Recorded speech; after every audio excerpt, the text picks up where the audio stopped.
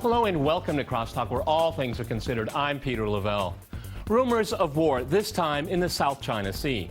Washington appears, step by step, to be moving away from a policy of engagement with Beijing to one of confrontation. This is a policy approach dangerous for all involved. Attempting to contain China militarily will end in failure.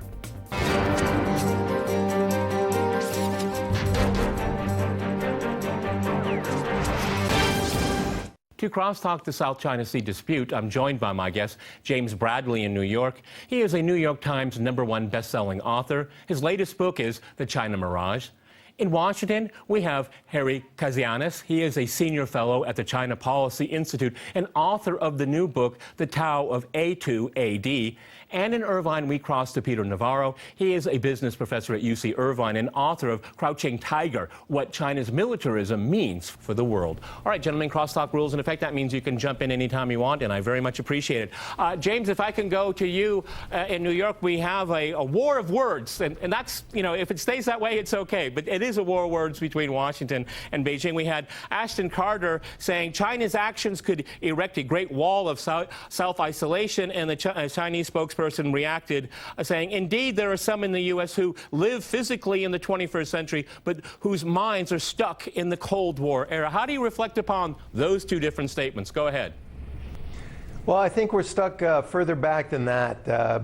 There's a tradition in America of fearing China. China is the country that we love to hate. It was the yellow peril back in the 19th century. For 100 years, the Chinese couldn't even come into the country. They were so dangerous. When I was growing up, there was a theory about China, the domino theory, that China, that if we lost in Vietnam, China was going to gobble up all those Asian countries. Turned out to be a theory that didn't hold water, but there were 4 million dead. I mean, this talk about the South China Sea, I think Professor John Mearsheimer said it well. He said it's the American pattern of aggression that has given rise to China's militaristic behavior.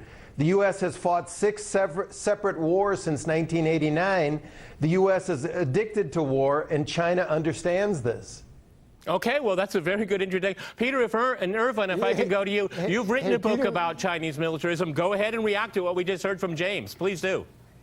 Well, funny thing is, I wrote the book of Crouching Tiger, but I also did a documentary film that the book's based on. And one of the people I interviewed was John Mearsheimer.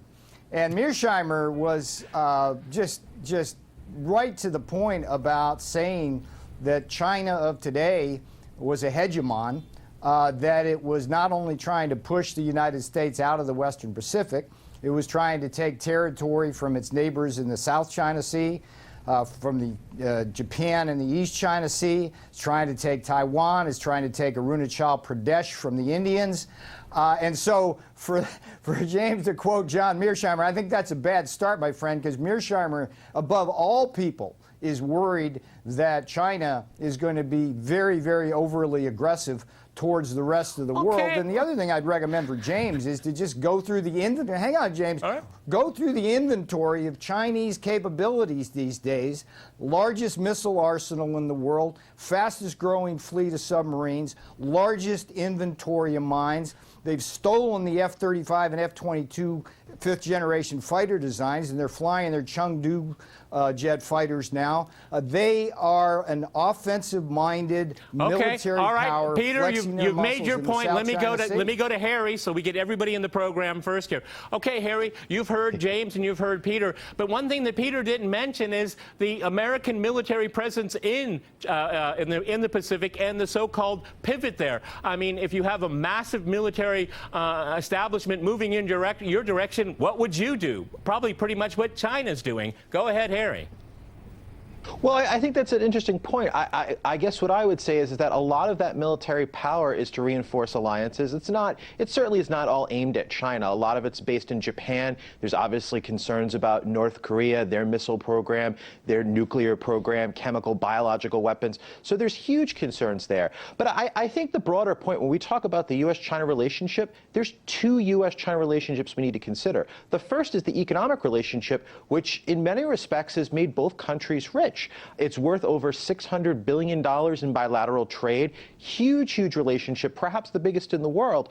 And then we have the strategic relationship, which is coming undone very rapidly. There are multiple different points of intersection between the United States and China, whether we're talking the Senkaku Diaoyu Islands in the East China Sea, now over Taiwan again, which is quickly becoming a flashpoint, and now in the South China Sea.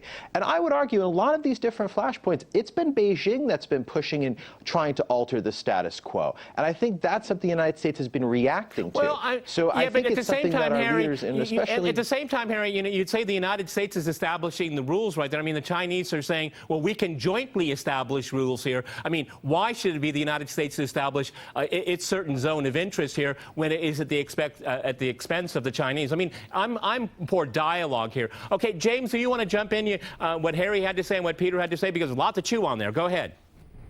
Well, I mean, Gallup did an international poll last year, and they questioned the world, who's the most dangerous country in terms of world peace, and number one was the United States. China was far down the list. So our guests can talk about all the new military capability of China, but we're talking about a situation that's 6,000 miles away from the United States. It's almost a joke to talk about Chinese aggression when America power is thrust 6,000 miles away from our shores right to their shores. I mean, how does America take bases? Diego Garcia, we just shot the people's dogs and then wiped them off the island and deposited them in Africa. So I think the aggressor here is, as Mearsheimer says, and I believe, the United States and the South China Sea. Okay, Peter, you're the opposite. Go right ahead, please. That's a debate. Go ahead. Yeah, well, let's talk about geography. Let me remind James, there was something called Pearl Harbor in 1941 when the Imperial Japan basically pushed their empire all the way to Hawaii. That was 60 years. I mean, look, today, North Korea is rapidly developing the capability to reach the west coast of America with Chinese-made nuclear missiles. China has, on their public TV, by the way, you can see simulations of nuclear attacks on New York City. That's what they show on public TV in China. So the idea that 6,000 or 7,000 miles is a long distance these days is silly in an age of intercontinental ballistic missiles. I think, for the Russian people watching this, I think it might be important. This is an international audience, Peter. Okay, this is in English, so speak to the whole world. Go right ahead. Yeah, but I want to look at it through the historical prism of China's revanchist claims. I mean, much of what China is doing is an attempt to rewrite the rules in terms of territory in Asia. And if you think about, for example, Far East Russia and Vladivostok, that was taken from China in the 1850s during China's so-called century of humiliation.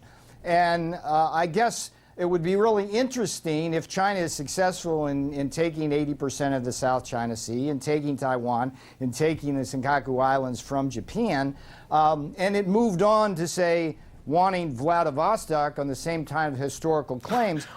What would Russia do? Would Russia be doing the same kind of things? But Peter, that's a very interesting hypothetical. That's an interesting hypothetical. But the first time I've ever heard of that hypothetical is coming from you here. I don't think that's on the agenda here. And we're talking about the South China Sea. Let's worry about one problem after another here. But we're talking about China's... we're talking about China's revanchist claims. Okay, let's talk about those claims. Harry, we're talking about China. Let me go to Harry, please. Equal time for everyone, please. Okay, Harry. I mean, does China, and China has presented very clearly that it has claims in the South China Sea, and it hasn't used military force to get it back, but it's certainly making a claim, and other countries are making a claim as well. I mean, is it aggressive to make a claim? Go ahead, Harry. Well, let's talk about China's claims. And Peter brought up the issue of maps. I would argue China's doing something called mapfare, kind of like warfare, lawfare, some of these other catchy political science terms that are going around. Basically, what the Chinese have done a couple of years back has drawn what's called a 9-dash line. Basically, what that is, it's a line that goes from Taiwan all the way to the very southern edges of the South China Sea, almost to Indonesia. And basically, what they've done is drawn a line in the maps that they put out all over the world, in China, in their embassies, whatever, basically declaring this is our territory.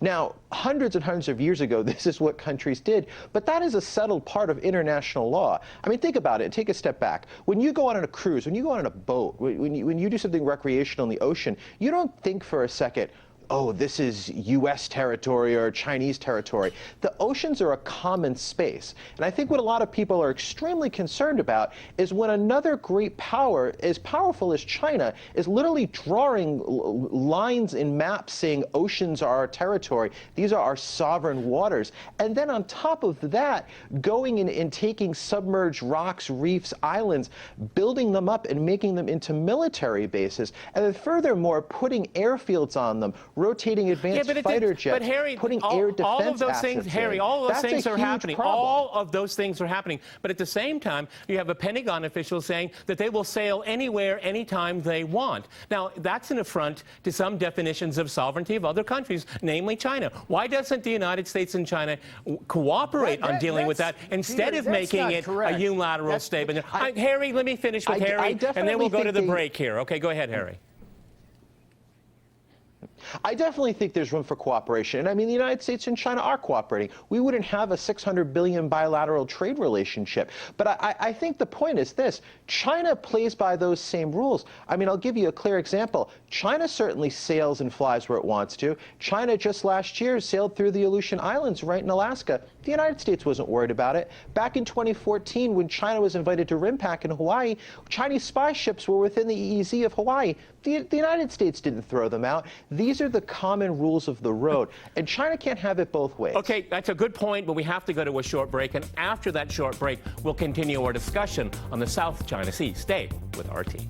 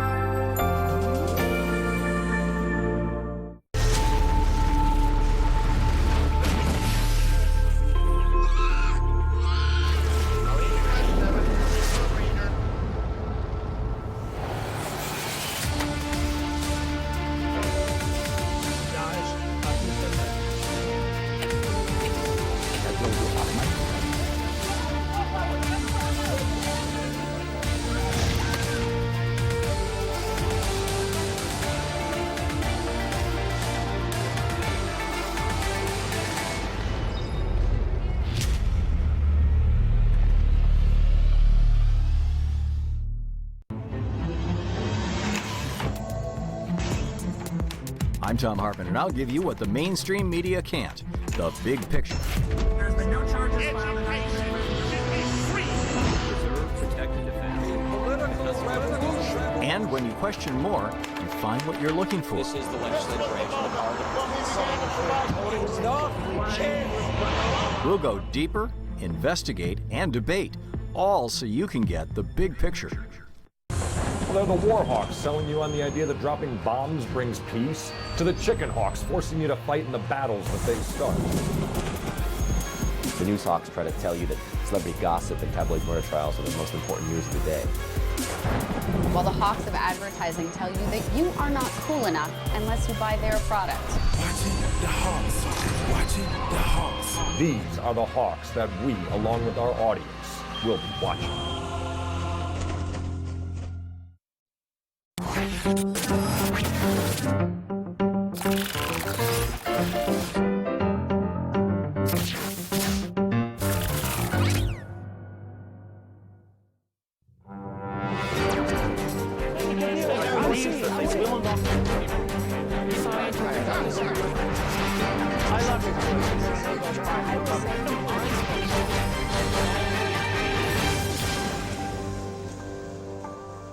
Welcome back to CrossTalk, where all things are considered. I'm Peter Lavelle. To remind you, we're discussing tensions in the South China Sea.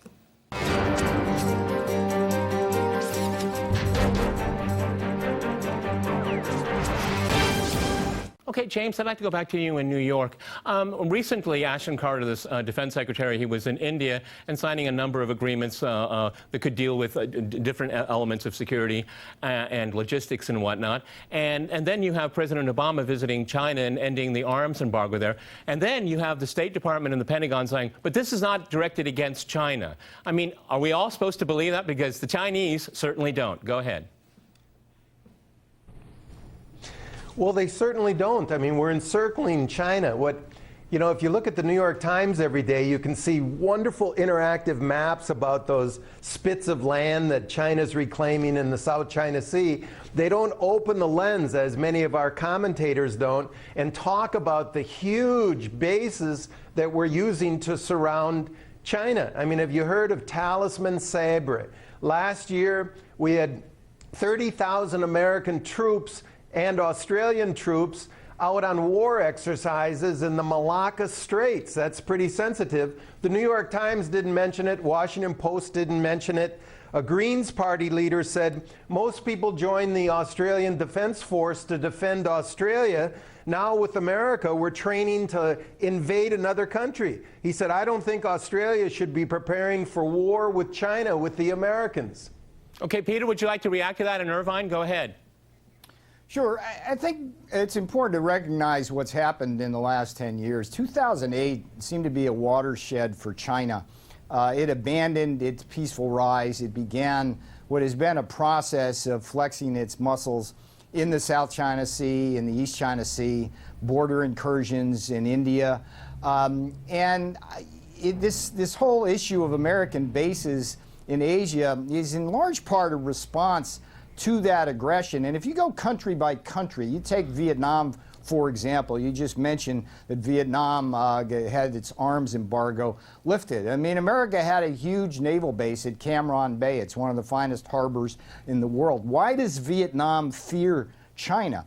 Vietnam fears China because China has pushed its fishing boats further and further out to sea. It's basically taken its oil rights. It took the Paracel Islands from Vietnam. It's been taking its water from the Tibetan Plateau that would otherwise flow down the Mekong. So Vietnam sees China as an aggressive bully and is looking for U.S. help. If you look at, for example, the Philippines, Scarborough Shoal, Second Thomas Shoal, do you think the United States Philippines wants us back at Subic Bay? Let's talk about the Philippines. Let's talk about Vietnam. Do you think the United States should take on those security obligations and other countries in the Pacific? You know, that's a fascinating question, and I think it's one for this 2016 presidential campaign because, there is the argument of neo-isolation and we should withdraw, but I think the lesson the American people learned from Imperial Japan and Pearl Harbor, that isolationism usually ends in war. And the problem here is that Asia is the fastest growing market in the world. America is a trading nation. We trade with Japan, South Korea. There's 650 million people in Southeast Asia. These people want democracy, freedom of navigation. They look to America for leadership all the countries, on that. Peter, and that you just mentioned, so all the countries you just mentioned, Peter, also trade with China. Let's not forget that also. Harry, if I can go to you, one of the interesting things is that one can. Let me please go to Harry, please. Equal time for each guest. Sure. Harry, one of the interesting things is that, you know, when you look at all of these different security arrangements with these countries the United States has in the region here, I mean, one can make the argument also is that they're using this for extra leverage when they're dealing with China because they think they have America on its back here. That can create dangers for the United States of having too many complicated diplomatic and security arrangements there. Then you become, you know, wag the dog situation here. I see the countries in the region trying to grasp for that, okay? They all have to deal with China. They all have trade with China, and I don't think any of them want to see that trade go away. Go ahead, Harry. Sure, I think that's a great point, but I think you also have to sort of flip the script for a moment. The same situation also, China has to think about that as well.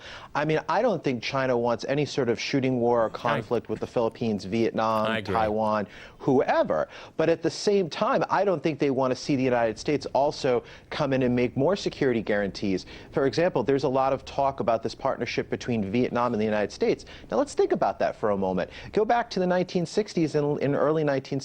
They were shooting at each other. I mean, my grandfather was a veteran of the Vietnam War. So think about how much has changed in Asia. Obviously, a lot of years has passed, but for the United States and Vietnam to be getting so close, for the United States now to be offering arms sales to Vietnam, some of the most advanced weapons in the world, I think that shows where the region is heading. And I think China needs to be very careful about its next moves. I don't think China has any interest in becoming an isolated great power. Now, it won't be completely isolated because it's the second largest economy in the world, but I don't think China has any interest in going any further with any of these territorial claims. They're seeing the region align against them, and that's a very, very dangerous thing. Okay, James, if I can go to you, I mean, we heard about these bases in the Pacific and in the region here. I mean, they didn't come into being in the last 10 years. I mean, most have been there for a very long time. It's China that is reacting to what I would say is American militarism. One can make that argument as well. Go ahead, James. Well, I totally agree. I mean, Teddy Roosevelt moved the western boundary of the United States out to China's coast in 1898, and we've had millions dead since then. I mean, the so-called China hands, I wrote a book, The China Mirage. It's about 100 years of China hands trying to scare us about China, and we have reacted incorrectly, and millions have died. This fear of China, I think, is overblown. And on the other hand, I think if I was in Beijing looking at American bases encircling me and the U.S. Navy, you know, in this talisman military exercise, one of the ships was the USS Green Bay. I'm from Wisconsin. The air deck is called Lambeau Field, so you can have fun with war out there near China. China has things to worry about. Okay, Peter, I mean, there seems to be, is there a movement away from cooperation to confrontation? Because my reading of it at times is that the Chinese just want to have more respect, and maybe the U.S. and China could work together to keep the sea lanes free and whatnot. Because, I mean, China has more interest than any other country in the world to have free navigation, because, for goodness sake, they're the factory of the world. I mean, why can't there be more cooperation between the U.S. and China as two major powers in the region, or in that area right there, and just work together more? Because when I look at the Chinese position, and I'm not going to say I necessarily agree with it, but I'm looking at their rhetoric and trying to understand how they see things. Could the United States and China be working more closely together instead of sparring with each other? Go ahead, Peter and Irvine. Sure. One of the people I interviewed for the Crouching Tiger book and film was Kurt Campbell, who was Hillary Clinton's second in command. He basically wrote the Pivot to Asia policy. And the most interesting thing I found about that discussion was the stark difference between how China negotiates and sees the world versus the U.S. And Campbell basically explained that we like to show our power here in America. We like to put everything on the table, whereas China is totally non-transparent. They make you want to think about what they might have, but they never tell you what they do. And the problem we have now is that's leading to a negotiating stalemate in places like the East and South China Sea. The other thing is, this whole thing about bridge-to-bridge communication. Again, I give you a Cold War analogy. During the Cold War between the Soviet Union and the U.S., we had excellent bridge-to-bridge communication between Soviet and American ships, and as a result, we were able to avoid confrontations, collisions, and the like. We don't have that with China because China, not the U.S., China does not want that, and so we raise the specter of possible tripwires for war. We've already had one in 2000 with the P-3 incident. We've had Chinese jets basically do loop-arounds on American planes right now. And so my point, Peter, is that there's a culture gap here. The other thing I would say with respect to what China's doing, I agree with Harry, China's inviting this. I mean, we must remember that the last Vietnam War was not with America, it was with China in 1979, and more troops on the Chinese side died in a matter of 2 weeks than all of Americans died during their Vietnam War. And Vietnam fears China, and I think rightly, and China's pushing everybody into American arms, even as those countries are trying to work economically with China. It's the conundrum of our time. You know, Harry, one of the things is that, a lot of Cold War rhetoric, in the reference to the Cold War itself, and then the word containment and all that, and I think it's really off base because you can't contain China the way the Soviet Union was contained because the U.S. had virtually no trade with the Soviet Union whatsoever, so there was no leverage right there. And then isolation, I go back to that quote, China's actions could erect a great wall of self-isolation. I mean, really, that's projecting. It's called a policy of containment, and that policy certainly won't work the way it used to. You have to have a whole set of new tools to deal with each other because a Cold War analogy just doesn't work. Go ahead, Harry. Give you the last moment on the program. Go ahead. Thank you. Well, I don't think the United States can contain China. I mean, think about how integrated the world economy is with China. That's completely impossible and irrational. If you're talking about military containment, I don't think that's really a plausible strategy either, considering the advanced weaponry the Chinese has. I mean, they're developing things like carrier killer missiles that, in theory, could strike a U.S. carrier 2,500 miles away. But I also want to just jump back to James's point in talking about the history between the United States and China. Yes, I think there is, in many respects, a sort of a history trap where both sides don't have great understandings of each other. Obviously, there's tremendous cultural barriers for such things. But we also have to keep in mind, the United States did everything it could in the early 1970s to open China up to the world. The United States helped China get entrance into the World Trade Organization. So the United States has done a lot of things to try and bring Beijing into the international system. Now, for whatever reason, Beijing has a different approach where it feels it wants to change the status quo. Okay, and I think, again, gentlemen, I have to jump in here. I have to jump in here. You can see that clearly. We've run out of time. I'm sure China wants to be part of the world. It just wants a more equitable stake in the world and not rules made by someone else. Many thanks to my guests in New York, Washington, and in Irvine. And thanks to our viewers for watching us here at RT. See you next time. And remember, CrossTalk rules.